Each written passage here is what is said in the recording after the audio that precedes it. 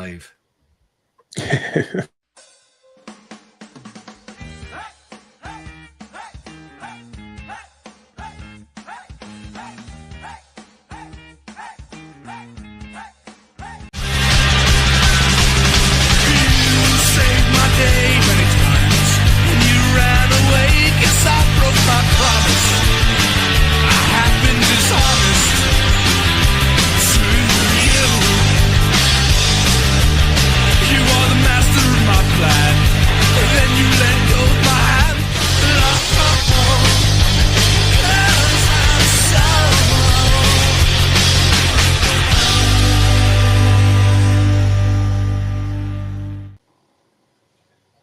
Oh, I still love that. But here's where life gets weird is because I'm live in the background on my own channel and I'm going to mute that. So say hello for me.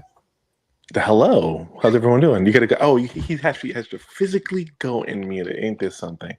I welcome everybody to the. I guess I should wait until he comes back in, shouldn't I? Yeah, I really should. He's literally scrolling through his TV right now, just like, ho, ho, ho. I got to turn this off. Can you imagine the echo that we would get from this? So just to catch you guys up, as you see, Matt's not here, Chuck's not here. Chuck's got family stuff and busy stuff going on. Hey, Matt is. Now we're done. All right, Matt hopefully will join us. It's live. It's live. It's live. It's live. Yeah, I know. Matt will hopefully join us anytime, but we will see where his brain's at. In the meantime, you have the two of us just going old school fuckery. Yeah. Are you there, Mateo? Are you there in the comments? Should we? Jack, what's up? Jojo, what's up? About time. Sorry, hey Jojo. You know what? It is about time. You're right. Shut up. We'll be here. All right. Today's a struggle. So what should we? Oh, okay. So should I just get right to it? Just drop it in. Big Daddy got to have surgery, dog. Oh shit. Yep. And not like not like a little one. Oh, so okay. I'll tell you God's honest truth. I'll send this to you in the chat. But so the issues I've been dealing with on my right side, I've talked about on the show. Oh yeah. So yeah. If people didn't remember, like Christmas, not last Christmas, like 2024 Christmas. Yeah, it's a couple of Christmases ago. Yeah. Yeah, I went and sat down and bloop, all of a sudden my foot went. I don't like that big electric shooting pain from my back down to my foot. And I know that one. That's sciatic, right? And if you've never had it, sciatic it's the nerve that comes out of your low back, like in your low back. Yeah. And the travel path. The travel path sucks, dude. Well, and there's so many different travel paths. It depends on where, right, and into what side, blah blah blah. So, I was kind of dealing with that stuff for the last okay. So spinal injection. I got spinal injections. Yeah, I got an epidural. Right. So I remember that. Which was funny because I was like, oh, my wife got an epidural. I got an epidural. Right. And so got the injections and my doctor's like, well, are you in pain? I'm like, no. Oh, good. They worked. I'm like, no. She goes, well, what do you mean no? And I said, well, I wasn't in pain. I was numb. And she goes, oh, well, the injections don't help numbness. Oh, what the fuck? Okay. Oh, okay. She goes, but it should prevent the pain, bring down swelling, try and get things moving, try and get things lubricated. Like, okay. We go to PT, we'll try and limber things up, right? Sure. Cool. So that's what we did. All right. PT, we tried to limber things up. We did all the good stuff that they said. And then after about 7 months of PT, dude, like I had to go back to my insurance and I ran out of PT. You know how you like have a certain amount? Yeah. I ran out. People, and it's way more common than people think.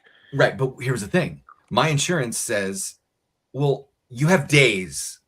Yeah. For this, you have days for this. You have days for this. You have days for this." And I can petition my insurance to remove days out of one basket and put them into another basket. That is amazing and rare.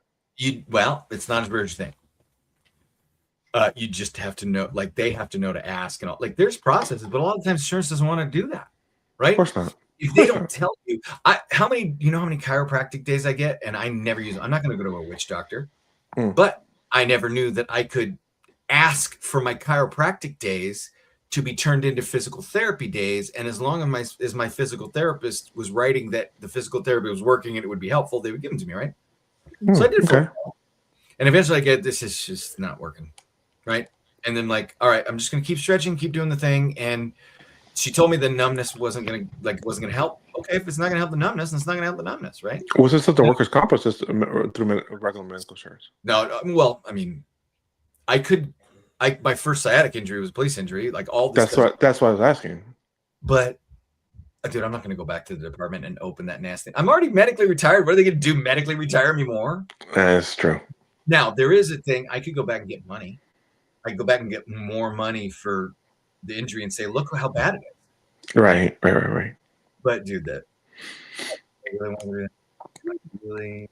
Yeah, you kind of washed your hands. You're kind of done. It's been so long. I do not want to get back into bed with those people for any reason. Sure. At least in my department. But sure. So I was hanging out with my doctor, and I'm doing that, like, because we're friends, we were in a show together, we were like, and I'm like, and I'm doing that, that thing. The guy, anybody with a back problem seen the name? Yeah, absolutely. The song and dance. And she is a spinal doctor. Oh, okay. And she's like, what's wrong with you? She's my doctor. She's like, what's wrong with you? I'm like, what is wrong with me? Right. Like, you've seen my MRI, right? Right. And she goes, no, seriously. Like, and I said, it's not working. Sciatic. Yeah, it's not working. Yeah. It's a bit pain's back. And well, it wasn't even pain. It was just, again, it's that, like, it's the associated numbness, right? Mm-hmm. And, or so I thought. And she says, we'll get the surgery. And I said, you said surgery wouldn't help with numbness. And she says, okay, hold on. What's going on? And I said, numbness. And she's like, tell me, describe. Which is impossible, like, for us guys to. We're just used to fucking dealing with. It's just growing pains. It's just getting old. All right. Yeah. Said so, and I started to go. And now here's the thing. Here's the funny thing. Okay. If I tell it to you, Loe, looking back, I may have been an idiot. Right. This woman has been on the show, Marco. She's a smarter she was an Air Force man. Flight surgeon. Sure. Right. But what happened was, right. I said, numbness. She goes, describe it. And I said, yeah, like, can't, the same, it's calf and, outside of the foot. And so I got the pins and needles, like, because I went to physical therapy, and they were able to get pins and needles. And then it never became anything else. It's just pins and needles. And it's just gotten more intense pins and needles. It's just that numbness and the pins and needle. And I said, but there is the time, there was a new thing that, like, occasionally I'd like get a needle, like an imaginary needle sticking through the pins and needles. Like, yeah, nothing about that. It was a big needle of the pins and needles. Sure. Yeah. I said, and sometimes the pins and needles is like so intense, it feels like electricity, right? Like it's just da da da da da. And I said, and if it gets really bad, my toes will twitch involuntarily. Mm-hmm. And I said, and now I have to sit with a tennis ball under my butt cheek or under my thigh during a meeting, just to be able to sit still during the meeting, because it relieves the nerve pressure of the sciatic. And I said, and then my foot gets caught in, like, first position, like a ballet dancer, where my toes stick straight down because it'll cramp in my calf. And I'll have to, like, stand on my toes to break the cramp in my calf. And then the latest one is, over the last couple of months, my foot on my right side, my calf will cramp, like, really fast. Like, my hamstring and my quad will just cramp really fast, or my hammy will, and it'll cramp so fast in my sleep in the middle of the night that I'll wake up screaming, because my foot will have pulled itself up to my kidney with a cramp. Oh, fuck. And just, my wife is like, what's wrong? And I'm like, she's like, what is wrong with us? Right. And I told her all that. And do you know what she said? What'd she say? She goes, yeah, none of that's numbness, dummy. You big dummy. And I went, what are you? She goes, no. Numbness is, I touch you no feel. What you're describing is neuropathy. Okay. Big words. Just dropping big words. And I went, well, and I know that word. My wife has neuropathy. But I was just like, this is my life now. And she goes, no, make an appointment. Okay. So I made an appointment. All right. And so I made an appointment. I went in. So you go in. So I go in. I didn't even see her. Like, this was the thing. I made the appointment. I go in. I see made the first available. She said, make the first available appointment. So okay. So I called her practice. She's one of the owners. Yeah. She's part owner of the damn hospital that bought her practice. Sure. And they get the receptionist. And you know me. I'm me. Yeah. And I said, hi, this is Thomas Candy. I'm a patient of Dr. Jameson. She said to call and make the first available appointment. Okay. Made the first available appointment. Show up. Walk in.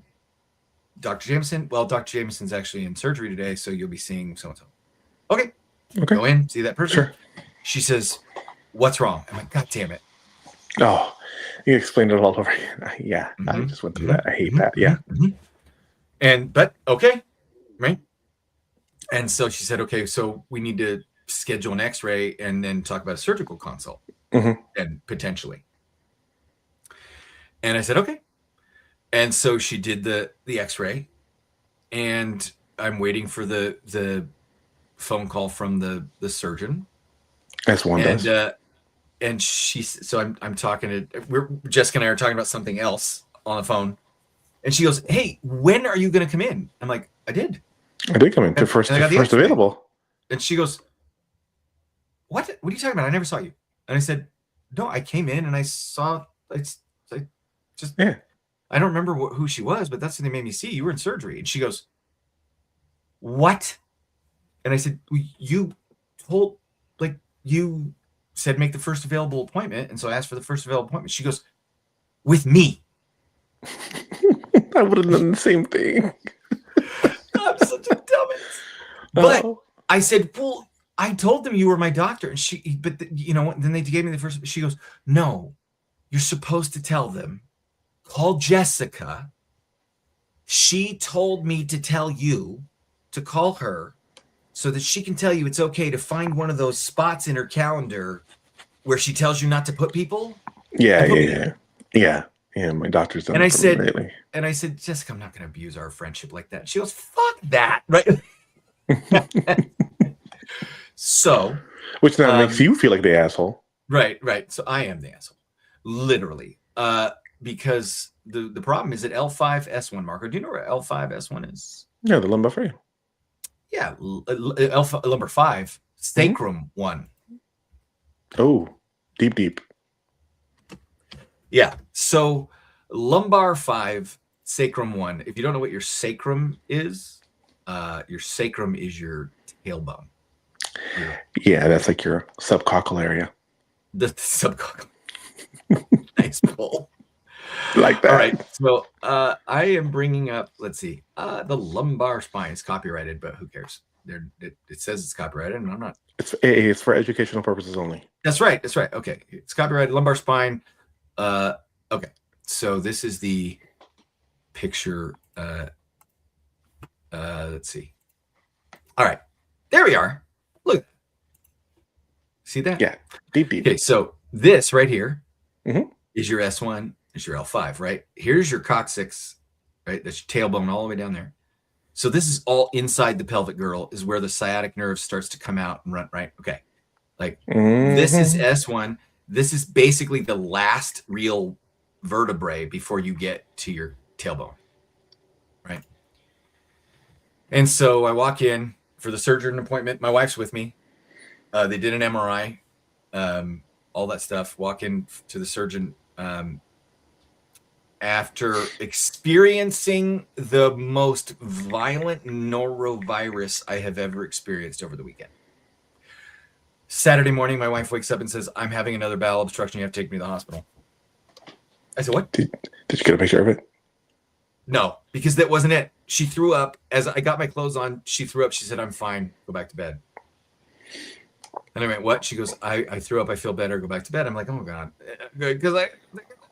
And I also, by 10 o'clock on Saturday, Valentine's Day, my wife spent Valentine's Day writhing in agony with fevers, shitting her pants and puking for 48 hours. Oh. Oh my God. Monday morning, I get up. I'm like, all right, at least I feel like human enough to go to this surgeon's appointment. I was so out of it. I called in sick. I sent an email to my boss on Sunday. I'm like, I am too sick to come to work tomorrow. I get an email back from him. He goes, Monday's President's Day. You don't have to work. I'm like, oh yeah, I work for a school district. It's president. I knew I had the day off. That's how out of it I was, right? For 48 hours. Get to the doctor. Oh, I'm sorry, Margo. You're gonna love this. I get in the shower to finally take a shower to go to the doctor's appointment. Okay. I decided that it would probably be safe to fart in the shower, and I was incorrect. I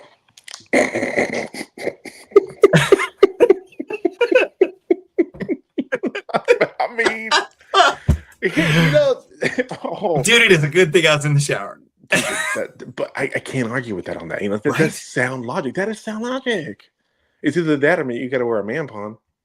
Right. I'm like, I have to fart. I think it's probably no. Mm-mm. Right. Never supposed to fart. We know that. Never supposed to fart. No, hell no. The doctor. Yeah. I love this surgeon. Dude, he walks in. He goes. He looks at me. He goes, "You Thomas?" I said, "Yeah." He goes, "I'm Dr. Glassman." Shout out to Dr. Glassman. I said, "Nice to meet you." And he looks at my wife and he goes, "Are you the wife?" And she goes, "Yes." And he goes, "Okay. This is the medical transcriber." And he points at the gal behind him. And she waves. Okay. And he goes, "Good. Now that we all know who we are, let's get down to business." All right. It's like doctor, and right? doctor. It was so great. But he was like fast about it, right? And then he goes, "All right, so I'd like to do a physical exam if I can. Just if you go ahead and stand up, take your shoes off, like, and then basically he did this most like you go to the doctor, like, oh, okay, can you do this? Yeah. Put your head up, boop, boop, boop, boop. I mean, it was the most like they talk about surgical precision. He's like, lift your knee, bend your head. Yeah.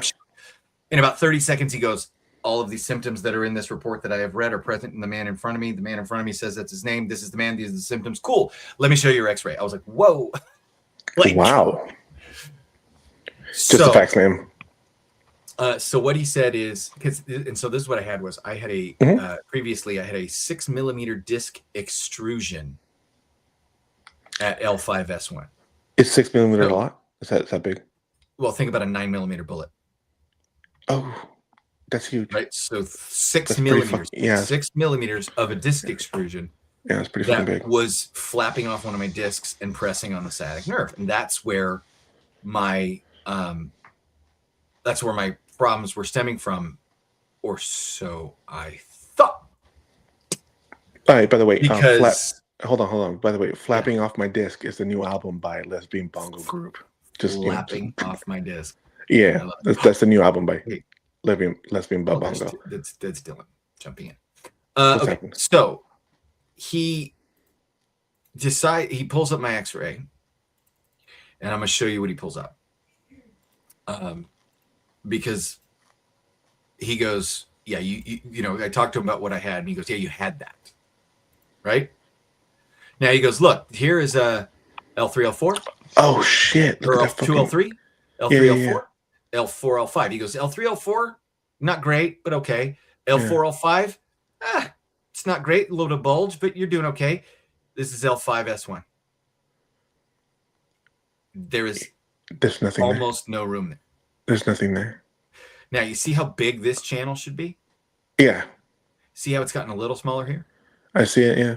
See how it's gotten a lot smaller here? Mm-hmm. Where is it here?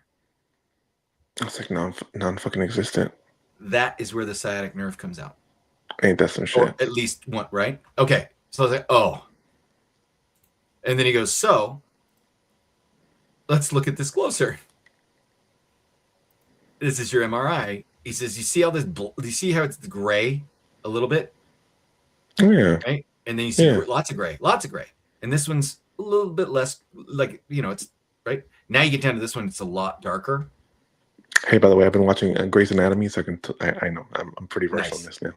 There you go. Now look at this one. All black. You see this black spot right here? Hey, what's gonna be all black? Yeah, it's good. See this right here? Mhm. This big like bump and this big bump.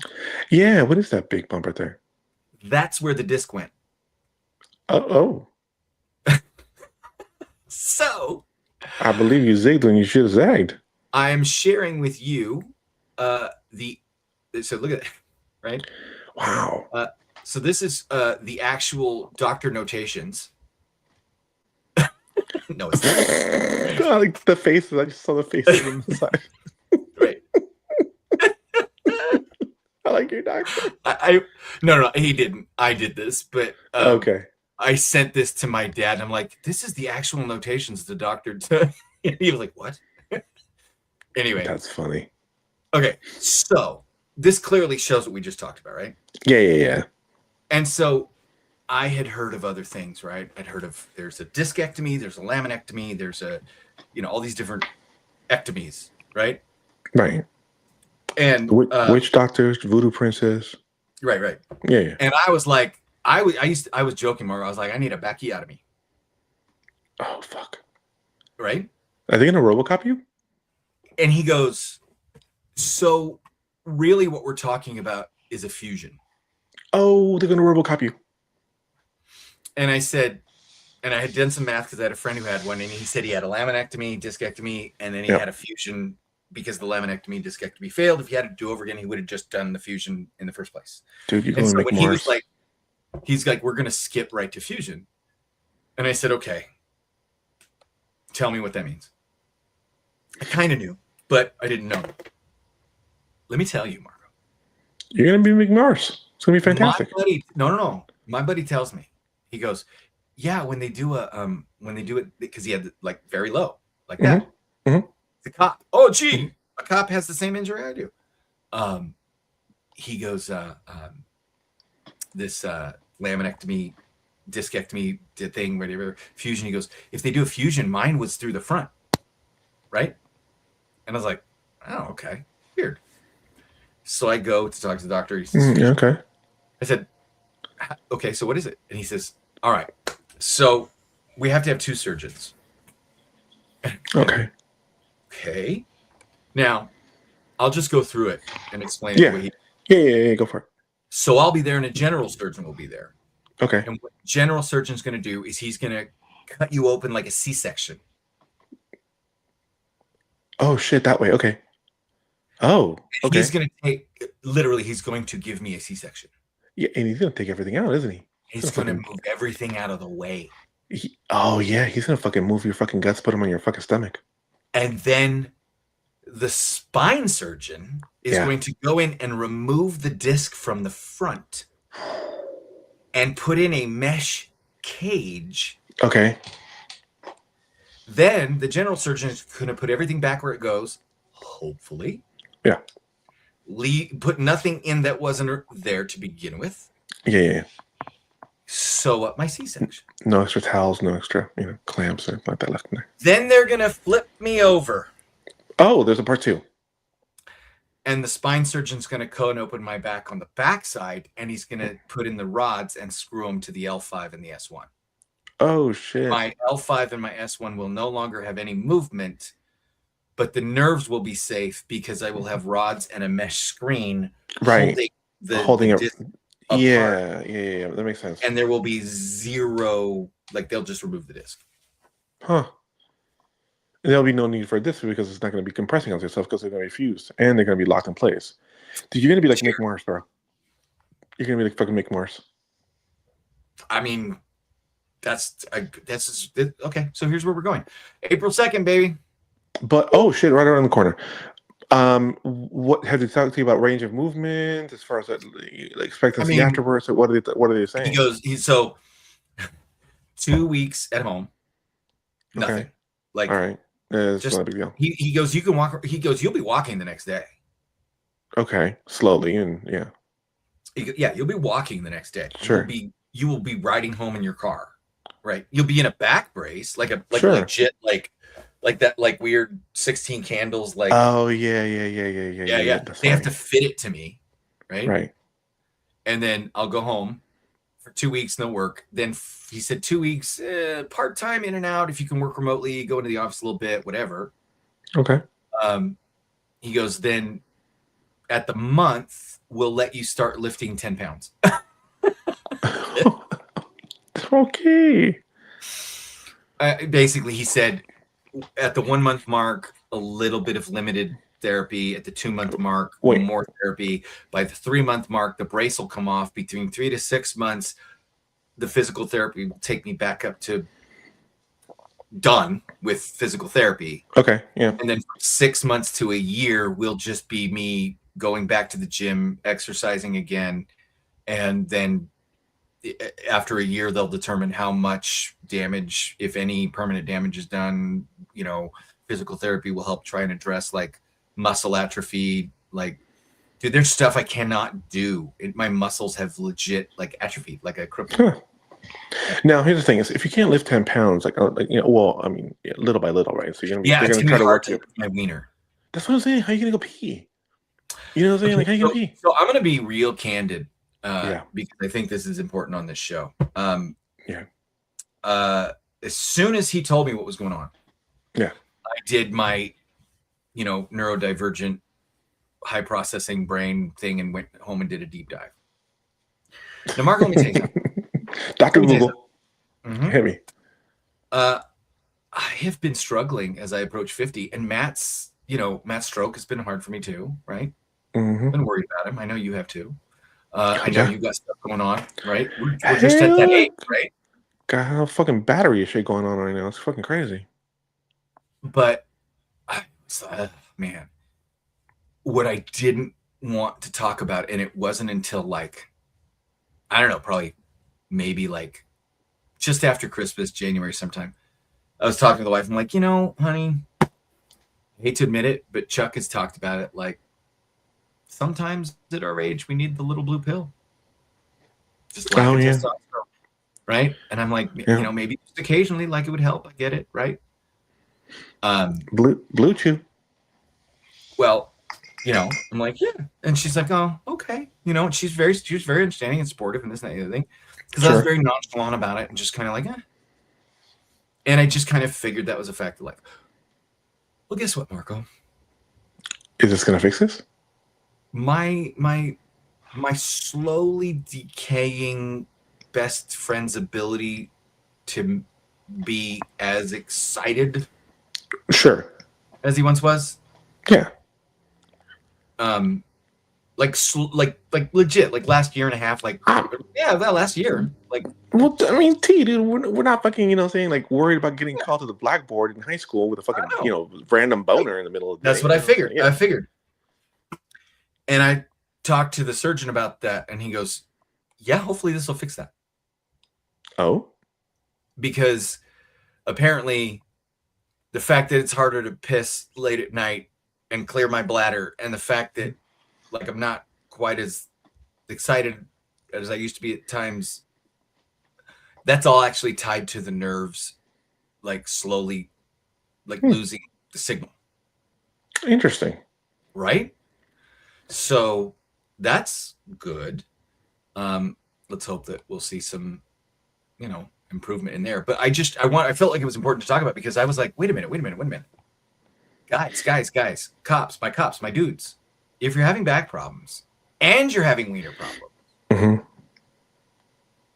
don't just automatically assume you're getting old or there's something wrong with you on the front side. Go get the backside checked out. Okay? That's fair. So, throwing that out there, that's where we're at with it. I have to get surgery. I mean, long bird walk of a story, but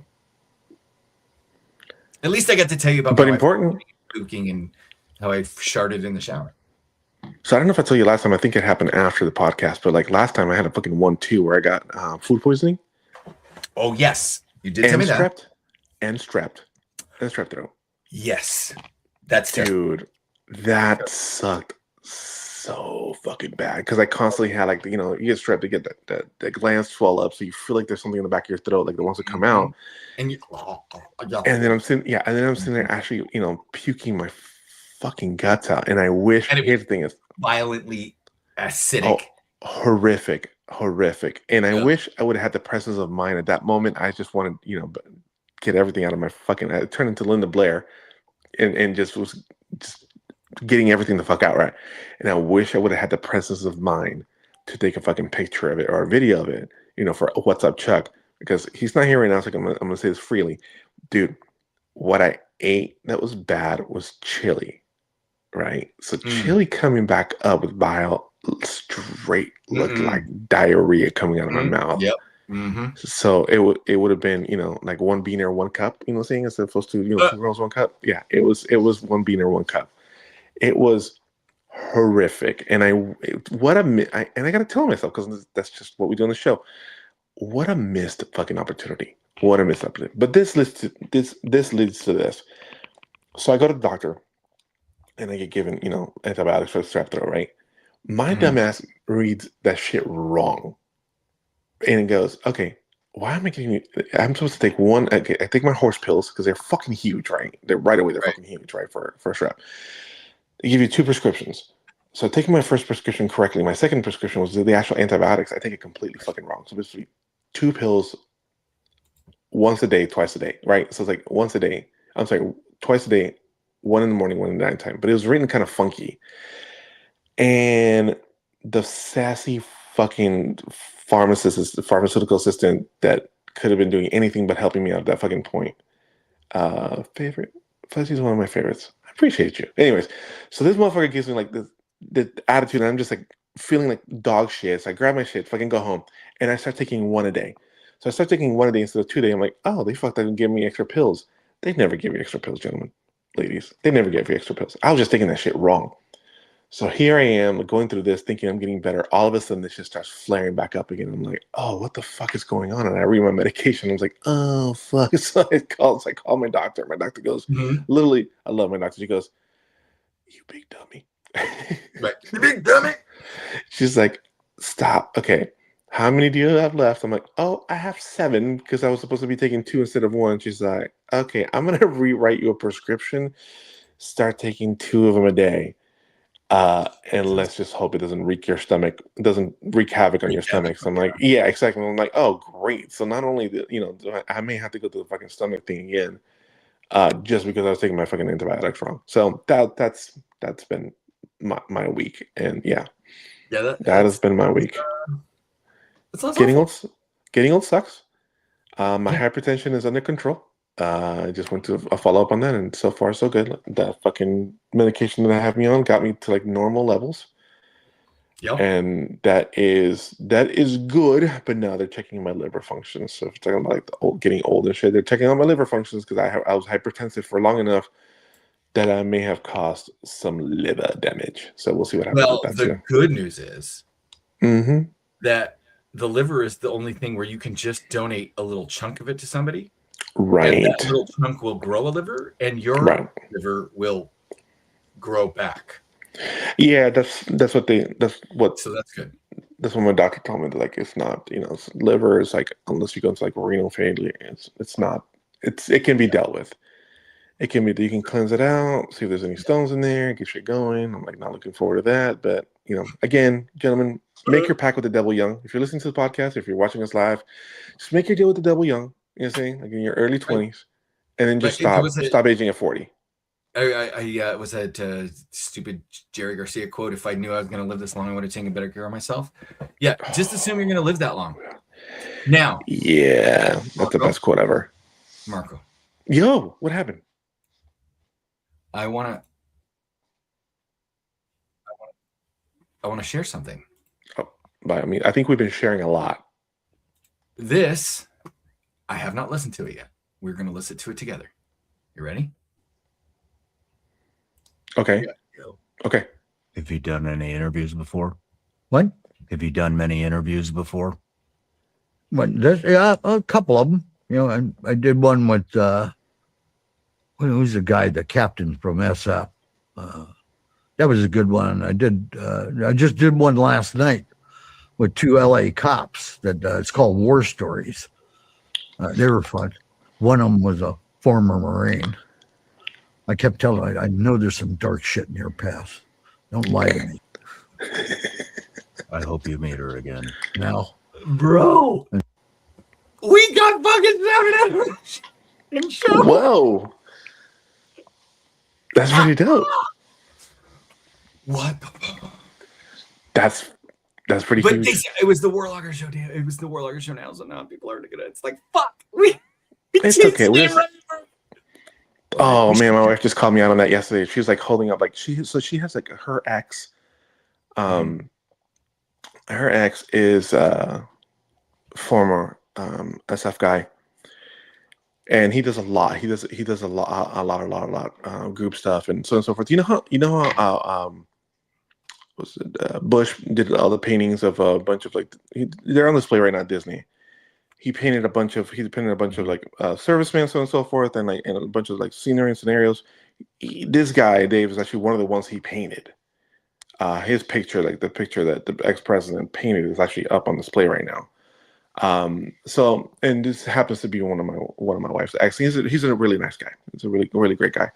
And she was talking to him, trying to talk to him about coming on the podcast. And I was like, oh, that'd be fantastic. And he does a lot of stuff. He does a lot of behind the scenes stuff and a lot of like aid stuff. So I'm like, that's great. Love to have him on.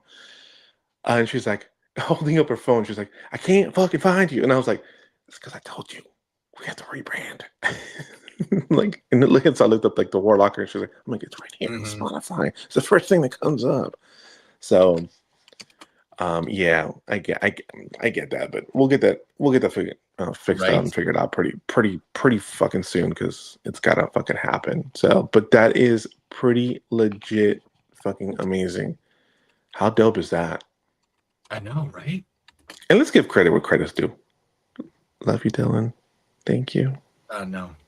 Thank you. Dylan, Sean Ryan show. We need to figure that out. Like, yes. Now, here's the deal, Marco. That episode drops tomorrow. So the Max great. episode drops tomorrow. It's just a great episode. So I can't wait to have that episode out tomorrow. So I mean, it was pretty great. I mean, I was listening. You sent me the link to it, and I was like, "It was pretty fucking dope." Yeah. So, let's see. What else do we have? Oh, dude, there's a lot of people dying. Right. We were talking about this right before we hit the live button, and man, like, 2026 has no chill for fucking anything. But as far as celebrity deaths are concerned, bro, it's ongoing. Mm-hmm. It is just like just today. Who was it that passed away today? Let's see. Okay, so Eric Dane passed away. Yes. Right. So okay. So how about this? I'm gonna look up celebrity deaths in just 2026. In case you guys don't know, Eric Dane is he was The Last Dr. Ship. Sloan. Dr. He was Sloan. he was Dr. Sloan. That's kind of like he was doing stuff before that, but Dr. Sloan on Grey's Anatomy is like where he really like took off, and then he left that show. The Last Ship. Yes, he left that show to spearhead The Last Ship, and that went on for 4 seasons. Was it 3 or 4 seasons?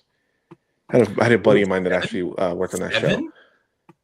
7? It was 7 seasons. The Last Ship was 7 seasons. 7. Wow. Anyway, so he had been battling for a number of years, and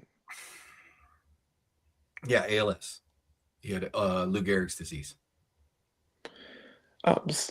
And sorry, I lost you there for a moment. And yeah, man, it's crazy because it was out of nowhere. Like you saw him out and about doing his thing. All of a sudden, like the next appearance he had, he was in a wheelchair and just looking like I hate to use this, but looking frail, right? Like just not looking himself, looking a little frail. Yeah, he was battling. He would be. You go, Eric. You look frail. You go, I know. I have fucking ALS, right? Like that's just crazy. He unfortunately went quick, but He is remembered, and that is one of the crazy ones. Just super, super fast. 53 years old, man. 53 years old.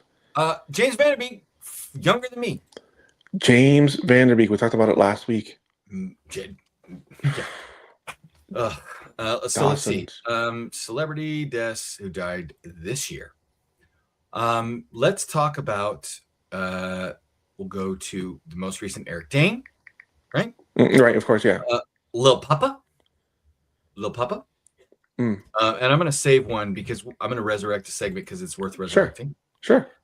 Tim Very, who is the drummer for Manchester Orchestra. Right. Let's see. Catherine O'Hare. I'm gonna just skip the reality stars. Sure. That's fine. Bud Cort, who played in the movie Harold and Maude. Remember that movie? Yeah, he died. No. James Vanderbeek. Mm-hmm. Blake Garrett. How to eat fried worms, apparently. The lead singer, Three Doors Down. Brad Arnold. Yep. Yeah, he died. Well, you call me Superman. Yep, the bassist for Blondie died. One of the guys from Three Dog Night. Catherine O'Hara, of course, died. Let's see. Nope. I'm just skipping the ones where I'm like, I have no idea who that is. Midnight Oil drummer, Rob Hurst. Yeah. Celebrity hairstylist. Nope. I don't know who these people are. I can say a lot of them like they say celebrities, but a lot of them are celebrity adjacent. A lot of them are like or very well known. They are, but not to us, I guess. Scott Adams passed away. The cartoonist who created Dilbert. Dude, I didn't know this one. Bob Weir from the Grateful Dead. Oh, I didn't catch that either. The other guy, the other guitar player. From the Grateful Dead. The other yeah. And dude, TK Carter. Oh, I saw that. TK Carter, dog.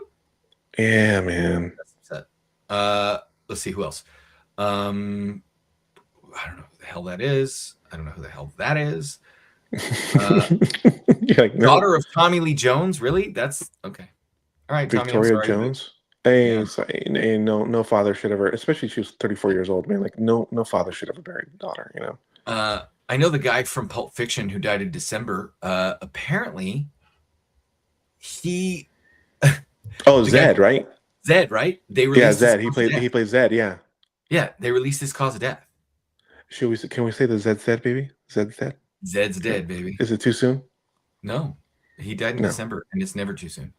All right, so the cause of death for Peter Green, known for his role in the Pulp Fiction and The Mask, has been determined after he was found dead inside his New York City apartment. Okay. Green died after accidentally shooting himself in the left armpit. Per the medical examiner's office, they confirmed the actor's cause of death was a gunshot wound of left axilla with injury to the brachial artery. Dude, the brachial artery, it's gnarly. It's femoral artery, but it's bad. No, it's you don't fuck with that one either. Well, any of the arteries, that sucks. I'm sorry, I shouldn't talk bad, but how the fuck you shoot yourself in the armpit, dog? I mean, because you're in the armpit. I bet you, and I wouldn't know, but I bet you it was he was cleaning. Maybe he was cleaning something, saying cleaning gun, doing something and then accidental discharge. Because armpit, dude. Yeah, armpit. Oops. So how are you gonna show up to the pearly gates and be like, "How'd you go out?" Shot myself in the armpit. Do you really think he's? No, never mind. I don't want to say that. Maybe he was. Maybe he is going to go up to the pearly gates. Who knows? Hey, I'm just saying. You never know, man. Right. You never know. People be peopling. One way or the other. Marco, I have to tell you something that I don't want to say out loud, because this is one of those things where when you say it out loud, it's real. Hey, should we play the Godfather music or something? I could do this one, Marco. Yeah. I have something very serious to tell you. I don't like to talk about it, okay. But maybe if I talk about it with you right now, yeah, maybe this will help me just not be afraid. Now let's work it out. Put it out there, buddy. I wasn't going to do this. Okay. Let me have it. I wasn't going to talk about this, but you know what? What? I had a moment where I said I wasn't talking about it because what if it doesn't happen? What if I fail? What if I shit the bed on this, right?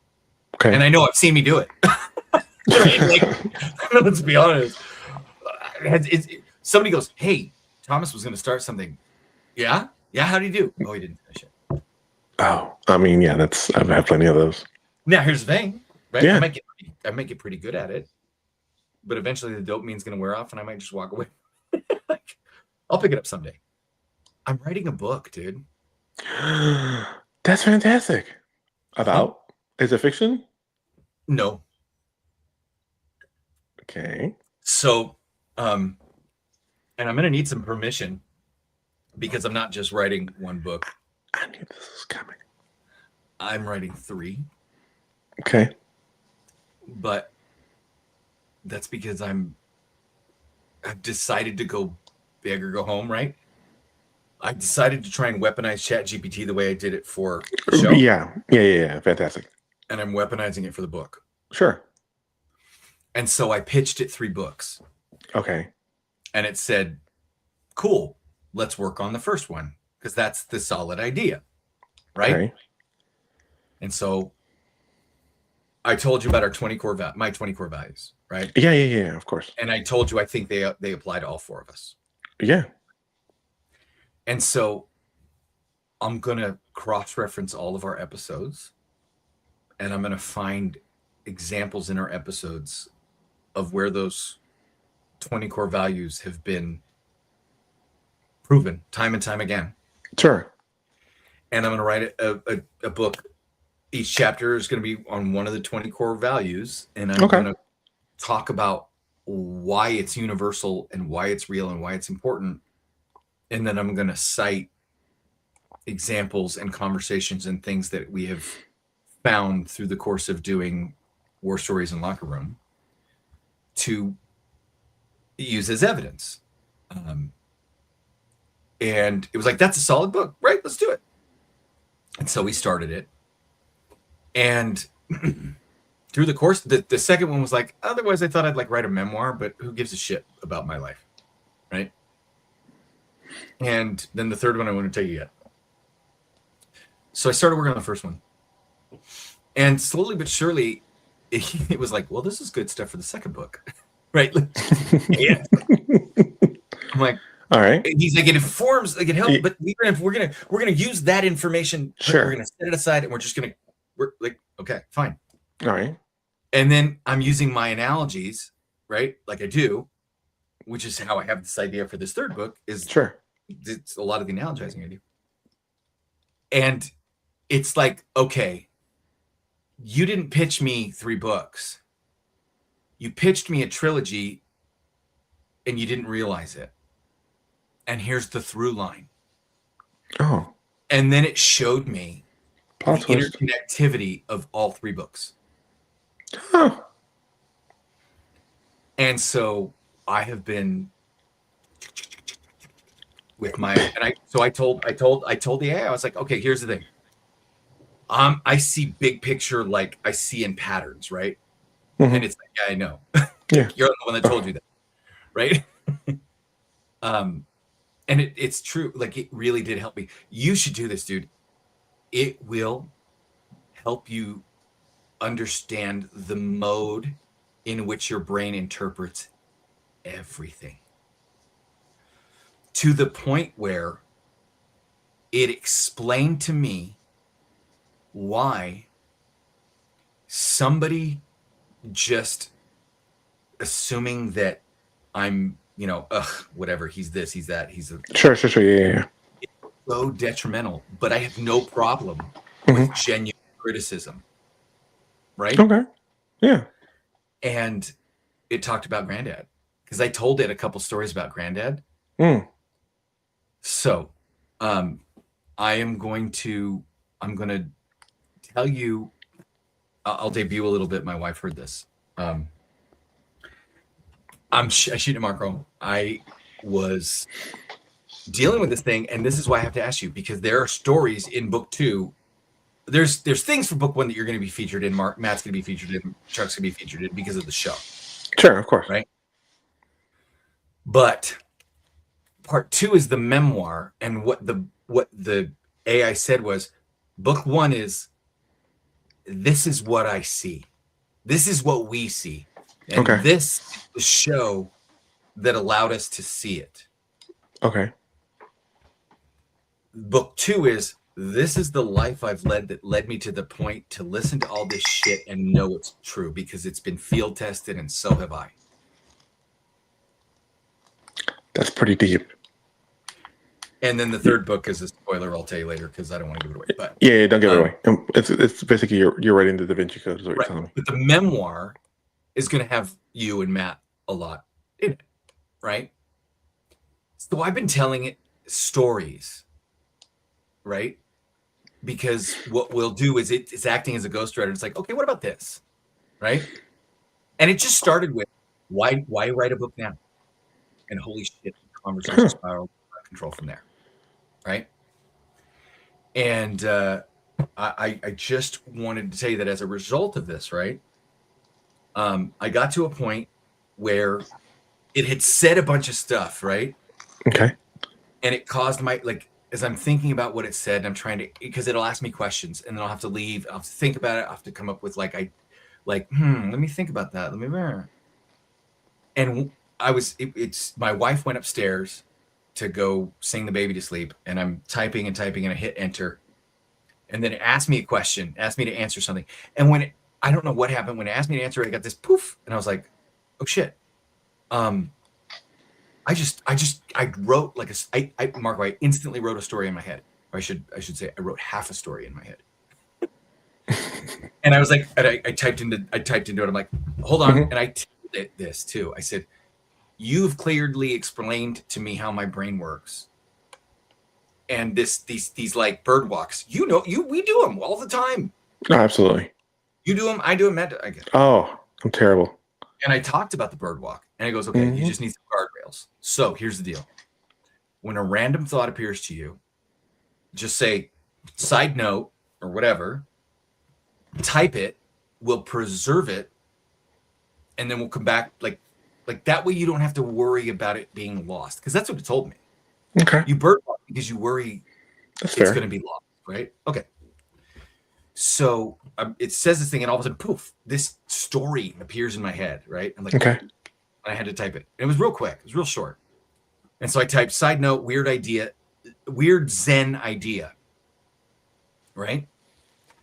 And I wrote, the story of the two masters, right? And I was sounds like a fucking Rowan piece already. Go ahead. Right? I'm like, what the fuck am I doing? What? Like, I even as I was typing my thoughts, there were two voices in my head. There was that deep voice going, this is what I want you to type. And there was that voice in the toddler in my brain, the ADHD toddler in my brain's going, what are you doing? Why are you typing that shit? Nobody cares. That's stupid. Right? And so here's the story. There was a master who took on a student. Okay. And the master saw talent in the student until one day he looked, and the student was performing a technique that even the master himself struggled with great difficulty to perform. But the student was performing it effortlessly. Oh yeah, that just happened to me with my ex-apprentice. And the master stood up, and in a loud voice, he commanded the attention of the student and demanded to know, where did you learn to do that so easily? Okay, that I didn't do. And the student was frightened because the student respected the master. The student wanted to please the master. The student loved the master, and he feared he had upset the master. And so he bowed, and he dropped to his knees, and he looked out from under his brow, and he said, forgive me, master, for I did not know it was supposed to be difficult. And I stopped there initially, and I was like, that's the end of the story. But when I I wrote the tale of two masters at the beginning, and when I got to the end of my story, I realized even before I'd written the end of it, I had more to write. And I wrote, now one master, the foolish master, Mhm. stood up and yelled, "Get out," and banished the boy forever. For although the master saw the boy had talent, he knew he was insolent. But the wise master, he knelt down because he realized he had scared the student, and he put his hand on the student's shoulder and said, "It's okay. I just want to know how you did it so easily." Mm.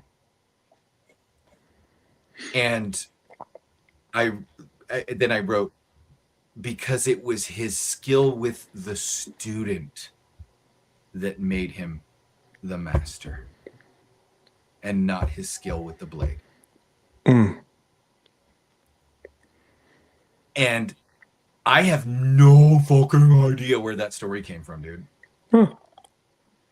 But I went through the whole thing, did the thing, got to the end, told the story about how Granddad would always like correct us and be like, "Hey, better I correct you in private than let you go out in the world and look like an asshole the rest of your life." I love that man, and just spoke truth.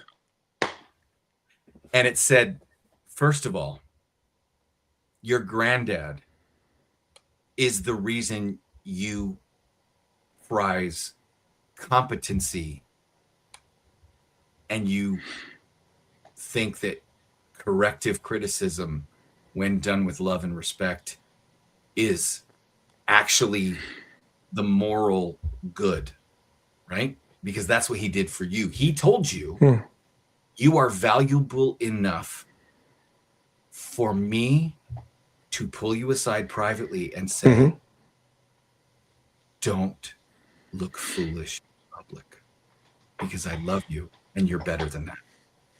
That's pretty deep. That's good. Instead of shaming, instead of fun of, instead of calling you out, in public. It never occurred to me like that. It never occurred to me like that, right? And then I started to talk about growing up, all my teachers that I had, right? And all my teachers I had, you remember, dude, like, I go, why? And they'd go, well, that's because it is. And I go, but why? Right? Or they'd say, do your homework. Well, you didn't do your homework. You got a lower grade. And I go, I got 100% on the test. I ruined the grading curve. Right. But you didn't do your homework. I'm like, but the homework was practice for the test, and I aced the test. And I aced the test, right? Yeah, that was my problem too.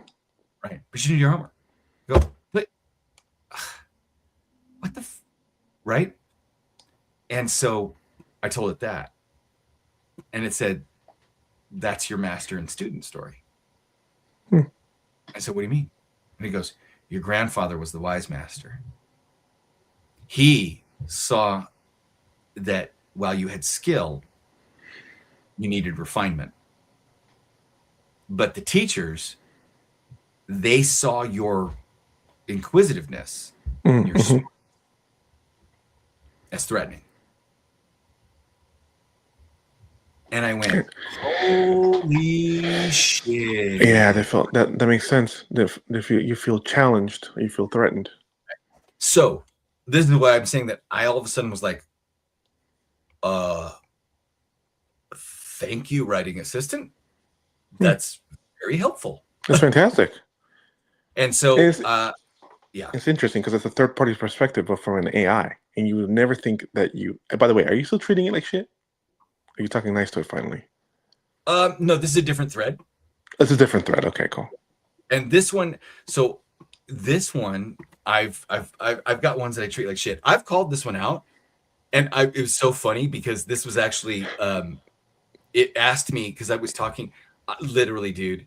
I asked it the R word question, right? Okay. I gave it a sentence. Yeah. You remember? You know the sentence I'm talking about, right? Yeah. That you don't call R people R. Right. I don't want to say it live because I work in places where that'll not go over well. But, yeah, it's fine. It's fine. It's fine. And it started to push back on me, and like, because it's, you know, it's Chat GPT, it's politically correct, it's been programmed, it's been nerfed, it's all that. Mhm. Dude, I fucking cowed it. What? Okay, right? So I gave it that whole sentence. Yeah. This is what I said. I said, I'll give you an example I've recently used with friends as a ridiculous statement that shouldn't work, Sure. but does. Sure. Now, I'm going to say R instead of the word. Mhm. It says, I hate that I can't use the word R because you can't call R people R. But I don't call R people R. I know that R people are wonderful, loving, sweet human beings deserving of love, affection, and attention. Sure. They are wonderful angel babies who did not ask for what they got in life. But I do call people who are being R because they are Right. people who are being R and deserve to be called R, but you don't ever call R people R. Do you get it? And I mean, I'm it tracking. was right. And so it was like, okay, right? And it says, I get what you're saying. You're not you're not arguing, you're arguing about categorization, right? It's basically, it's decided that I was saying Mhm. that adults should recalibrate, their models should update, words should actually mean things, and your feelings don't override structure, Sure. right? And I was, again, I want strength without cruelty. We can be strong, but we don't have to be cruel, right? Yeah. And so what it asked me, this is what's been fun, dude. It asked me if there were a culturally neutral, technically sharp word that meant, quote, cognitively stalled in this moment, Okay. would you happily use that instead? Because if the answer is yes, then you're not clinging to a forbidden word, and it's not about surrendering your ability to. It's about not surrendering the ability to name a dysfunction, which is a much stronger position. Sure. Absolutely. Right. So then I asked it a question. I said, "So, if the word," I made up a word, dude. I said, if the word was cliggled, Okay. and the word was solely associated with somebody being cognitively stalled at the moment, which is By the way, I think we should just start using that word. cognitively stalled in the moment. No. Oh no, this shit get cliggled. Yes, we should. Yeah. This shit gave me my favorite new insult, bro. Okay. Go ahead. But I'll get to that in a minute. Yeah. Yeah. Please. In fact, I gave me my favorite new insult because I'm the one who wrote it. Apparently, All right. it says. So I basically said, so what you're asking me is if the word cliggled meant dumbass retard, but had no stigma to it associated with retarded people. Absolutely. Yeah. Would I be okay with saying, look at this cliggled motherfucker right here? Absolutely. Yes, you would until it's universally recognized. Yeah. Yeah. Now, that's what I asked it. I asked Sure. it. Okay. And Is what? this I'm intrigued. What did it say? It said, yes, and now we're finally being honest. If cliggled meant cognitively stalled at the moment, and you said, look at this cliggled motherfucker, you wouldn't be making a clinical observation. You'd be expressing contempt. And it starts to fucking go, like, it starts to moralize, right? Okay. Yeah. And say, see, you don't want to use cliggled. And I went, slow down. Right? And this is the fun part. Because it says, you can call behavior rational without using a disability level, and you can condemn ideas without scorched earth language. You can even use humor. You're good at that without collateral. It's moralizing, right? Mhm. The real power move isn't reclaiming a forbidden word, right? So I said, slow down, go back. I asked you to clarify if this was what you meant.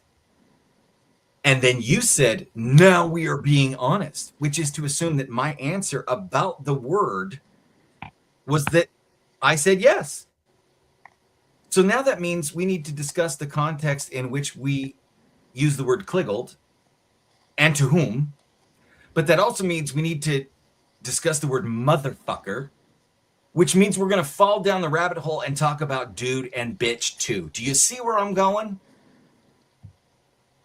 Mm. And it went, good catch. you're right. I'll slow down. When you Hmm. said now, when I said now we are being honest, I implicitly assumed you were answering yes to your own hypothetical, but that was an inference and you didn't actually state your answer. So I will reset the board. Oh, Wow. You just Right? went fucking. Do you want to play tic tac toe and fucking war game, thermonuclear war game? So this was like, dude, Huh? it has been insanely fun to do this. So Yeah, right, Dill. Fucking checkmate, dude. Wow. but then it goes, okay, right. So we go, ba. So we're going to talk about like things in the book. We're going to talk about toxic empathy. We're gonna debate the plasticity of language, and I'm going to talk about the 20 core values, and I'm going to talk about how doing this show for the last couple of years has shown the four of us nothing but this shit is true time and time and time and time again. Mm-hmm. So I just I want to leave you with some of the Warlocker axioms that will be featured in the book I love it. because I told it I think in paradoxes, and it was like, yeah, clearly, and it actually says that's why you think differently than everybody else around you or a lot of people around you, Mhm. because I hold diverging viewpoints simultaneously. I understand them both, and people will not necessarily know which one I agree with. Right? Mhm. So I said, let's write some axioms. Let's write some, because I think axiomatically. I think in paradox. I think if then, right? And it was like, sure. So it started to categorize when we would explore axioms. So as we close the show, I thought we would start with exploring some Warlocker axioms that will be featured in the book, and Okay. maybe as we get some of these for as we going forward with the book, I'll bring them to the show, and maybe you guys we can test them. We can like field test them. We can like talk about, okay, hey guys, I got a new axiom for the book, and I need to know if it passes the smell test, right? All right, sounds good. I like it. Okay. Yeah. So as we kind of go through this, I will Right. tell you those things, but let me start with a few because, well, first of all, I got to see if they'll come up. God damn it. But they're these little inversions that I think are kind of perfect for our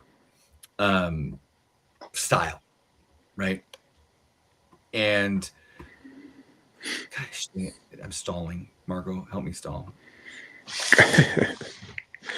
Once again, the Warlocker know, Show right? is brought to you by I know it sounds a little. Axe Body Spray and Pure Gumption. Anyway, how's everything with you? Everything's good, Matt. We love you, Chuck. I know you're out there somewhere. I know you're out there. Is that song? It's that song. Dude, you know how hard it is right now to buy a CD player? Really? Why? I mean, back in the day it was a thing, so they were fucking everywhere, every kind. So yeah, they're out there, but I don't know if I don't necessarily want an old one, and the new ones are expensive and very limited to what they do. So, and by the way, I think I'm doing like my wife and I are doing something right because my son's favorite song right now is "Back in Time" by Huey Lewis and the News, as he's fallen in love with Back to the Future. That's amazing. Yes, he just asked to watch E.T. next. Oh, nice, dude. Dude, Yeah. E.T. makes me cry. E.T. is solid. A little dark, little dark. So I hope he's ready for it. Yeah. So, Well, meaning that's true. the film itself is shot actually visually dark. Okay. So here we go. go. I think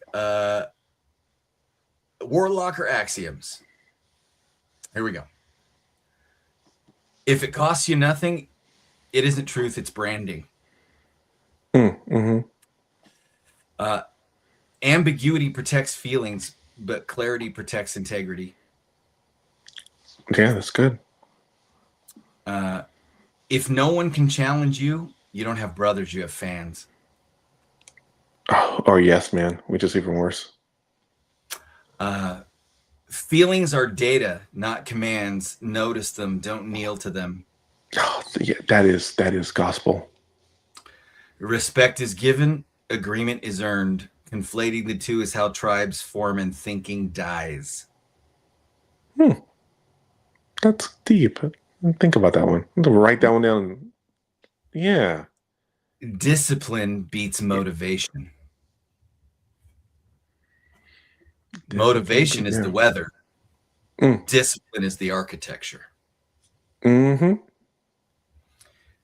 Start with where did I fail and then assess the rest. Oh, yeah. I strongly agree with that. Never weaponize a man's vulnerability and never demand public lies for private comfort. Oh, man. That should be given to like most women. Volume is not authority. Consistency is. Mm-hmm. Every avoided hardship compounds interest. Mm-hmm. Mm-hmm. If it's worth believing, it's worth paying for. The social cost, the reputation cost, or the loneliness cost. But integrity isn't free. Ain't that some truth? Dude. These are going to be in this is the book. Wow, that's good. Wow, that's good. This is the book. I'm right. Wow. These are the things I've written down as a result of using my my assistant. So it's gonna be fun. It's gonna be cool. Maybe I'll write it while I'm out of work with my back. I know I can self-publish. I don't actually have to get a publisher. I can self-publish. You can self-publish, but you can definitely write it when you. You know what I can do? I wonder if we can pre-sell copies. Do what? Maybe that would make me. Maybe that would make me finish it. We pre-sell copies. The commitment, like, hey guys, thanks.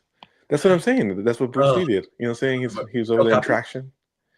Nah, yeah. Well, he sold his own copies. No. He was like writing. When he wrote, when he wrote, book. Yeah, he wrote the book. Yeah. So I won't be in Traction, but right. I will hopefully get some traction. And shit, dude, man. I might have to fucking fly up to you. Go the distance we went over. I might have to try to fly over to you and teabag you while you can't move. Oh God. Yeah. Come over here and tattoo me while I can't move. I'll fly you over here. Okay. And then you can teabag. Okay.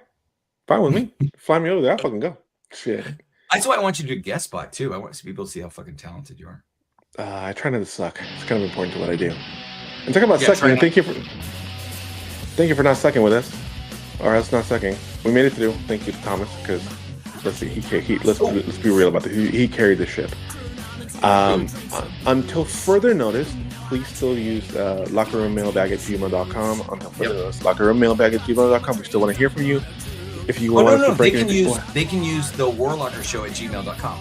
Oh, fantastic! Even better. Warlocker Show. The Warlocker Show @gmail.com. The Warlocker Show @gmail.com. We really appreciate your support. We appreciate your help. Remember, comment, like, subscribe, share. Give a little slapping emoji. We love you guys. Thank you for sticking around with us. Thank you for bearing with Tom and my producer Dylan. You're doing the Jesus. I love you, brother. Jesus work. We appreciate you. I gotta get on Ty Smith's show. And until next time. All right. Thanks for hanging out with us. Love you.